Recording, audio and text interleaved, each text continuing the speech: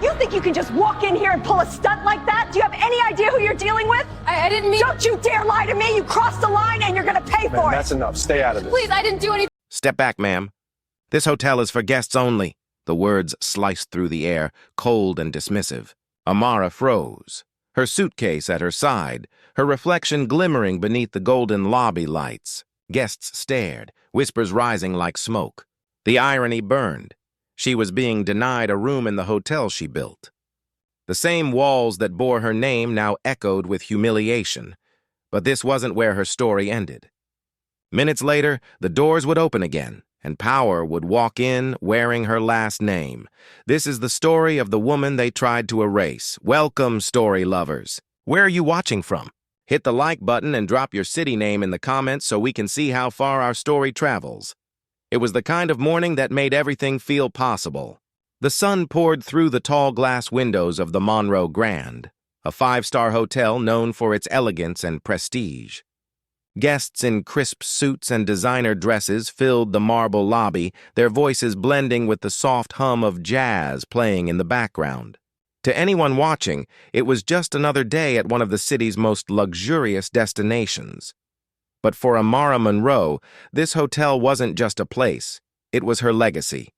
Years ago, she had designed every inch of it with care and vision.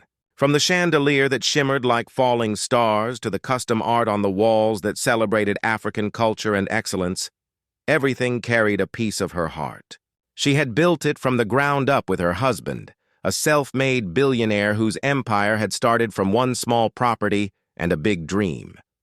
Together, they had created something beautiful. Amara was used to creeping. Despite her wealth, she never flaunted it. She preferred simple elegance, a tailored suit, a calm smile, and the quiet pride of a woman who knew who she was.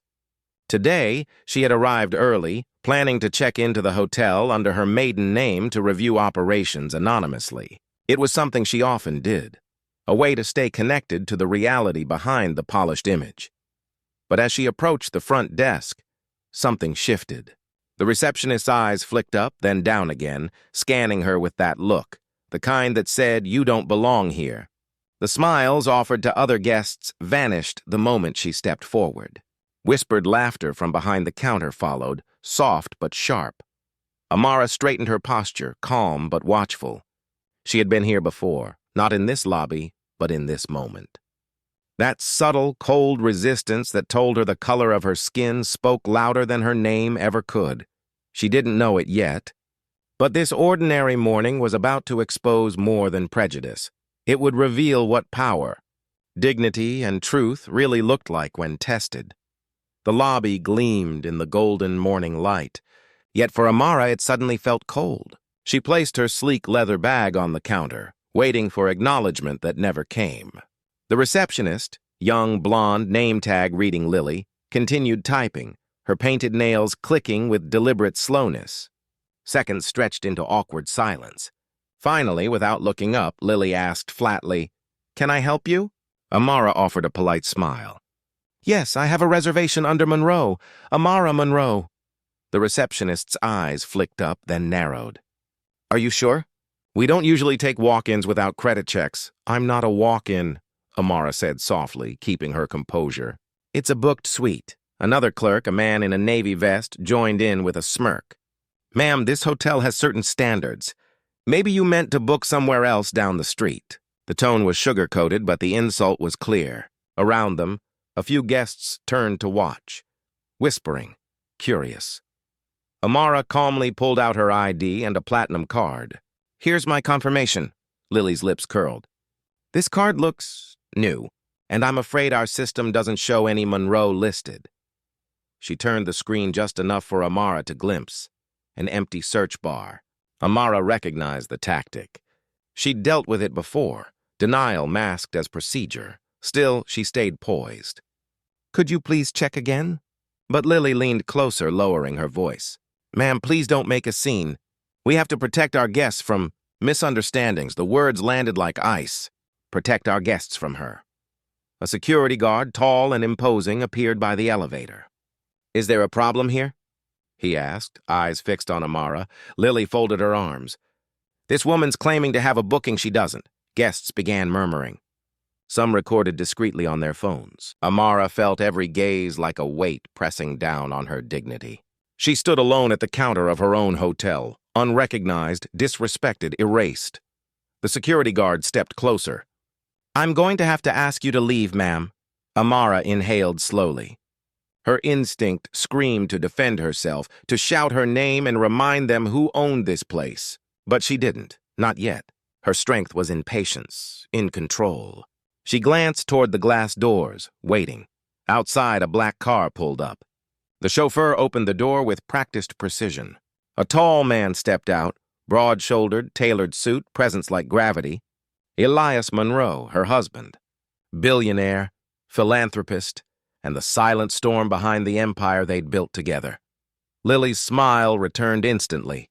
"Oh, Mr. Monroe, welcome back, sir," she chirped, her voice suddenly sweet. Amara's heart pounded, not from fear, but from the storm she knew was about to come. Elias walked through the lobby with quiet authority. He noticed the tension immediately, the way employees froze, the guard's posture, the silence that followed him like a shadow. He didn't need to ask what happened. One look at Amara's calm, unflinching eyes told him everything. The stage was set. The moment of reckoning was seconds away. Elias stopped in front of the counter, the sound of his polished shoes echoing through the marble floor. The room fell silent, every whisper cut short, every movement frozen. His gaze, cold and sharp, swept from Lily to the security guard, then finally to Amara. For a moment he said nothing. But silence in the hands of power was louder than any scream.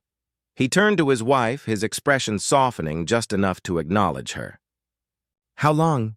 he asked quietly. "Long enough," she replied. Her voice was steady, regal, untouchable. Elias's eyes hardened again. "You denied this woman entry?" he asked, his tone low but commanding. Lily's face paled. "Sir, I didn't know. She didn't say—" He raised a hand. "You didn't ask." He stepped closer, his voice now cutting through the air like glass. "You humiliated the owner of this hotel, the woman who designed the very space you stand in. You judged her because you thought she didn't belong here. And that," he paused, eyes blazing, "is something that will never belong in my company." He turned to the guard and the other staff. "You're all done here. Effective immediately." The words hit like thunder. Gasps filled the room. Lily's face twisted between shock and shame. Elias placed a hand on Amara's shoulder, guiding her forward. Guests watched as she walked past the counter, dignity intact and silenced her crown. In that moment, power changed hands, not through anger, but through grace. Dear audience, where are you watching from? Drop your city name in the comments. As the heavy glass doors closed behind them, Amara exhaled, a long, steady breath she hadn't realized she'd been holding. The lobby behind her buzzed with hushed disbelief. Guests whispered, employees scattered, and the echoes of justice lingered in the air. For the first time that morning, the hotel felt like hers again, not just in ownership but in spirit. Elias walked beside her, his presence calm but resolute. "You didn't deserve that," he said quietly. Amara looked ahead, eyes clear. "No one does." Outside, the city continued as if nothing had happened. Cars rushing, people hurrying.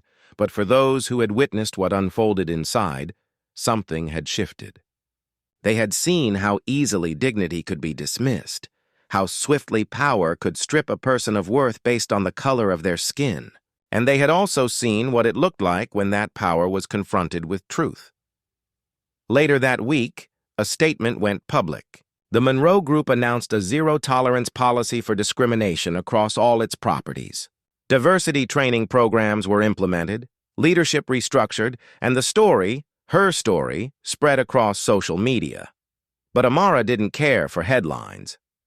What mattered to her was the quiet strength of standing tall when the world tried to shrink her. She knew that racism wasn't just about one cruel encounter. It was about a system that needed unmasking, one moment at a time. And as she looked back at her hotel's shining logo, she whispered, "We build again, stronger, fairer, louder." Thanks for watching. Subscribe for more stories that reveal the truth behind silence.